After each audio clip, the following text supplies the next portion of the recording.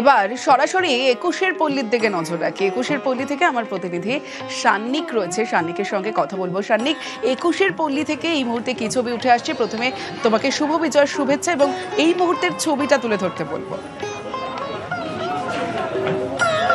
অবশ্যই তোমাকেও শুভ বিজয়ের অনেক অনেক শুভেচ্ছা। আর একুশের পল্লী বালিগঞ্জ, একেবারে বালিগঞ্জ ফাঁড়ির সংলগ্ন এই পুজো, আর সেখানে সিঁদুর খেলাটা কিন্তু বরাবরই খুব জাঁকজমকের সঙ্গে হয়। অর্থাৎ খুব ভালোভাবে সবাই চেষ্টা করেন এর মধ্যে যে সেলিব্রিটিরা তারা এসে পৌঁছতে শুরু করেন, এবং তার পাশাপাশি যারা বিভিন্ন স্থানীয় বাসিন্দারা রয়েছেন তাদের সঙ্গে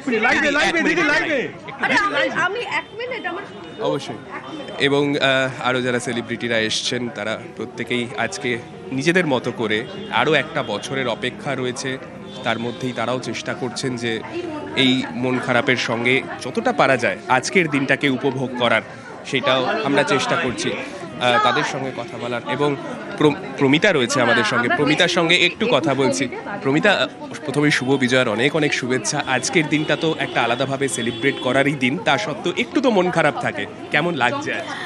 মন খারাপ থাকবেই, এটা কখনোই হবে না। তো বিজয়া দশমী সারা বছর এত অপেক্ষা করলাম মায়ের জন্য, আজকে মানে হয়ে গেল, এবার আবার আমরা এক বছর অপেক্ষা করবো, তো সেই জন্য মন খারাপ। কিন্তু পুজোর ক্ষেত্রে, মায়ের ক্ষেত্রে যেটা হয় যে মা আবার আসছেন, একটু আমাদের অপেক্ষা করতে হবে, কিন্তু মা আবার আসছেন, তো এটাই আনন্দ, এইভাবে মনকে সান্ত্বনা দেওয়া।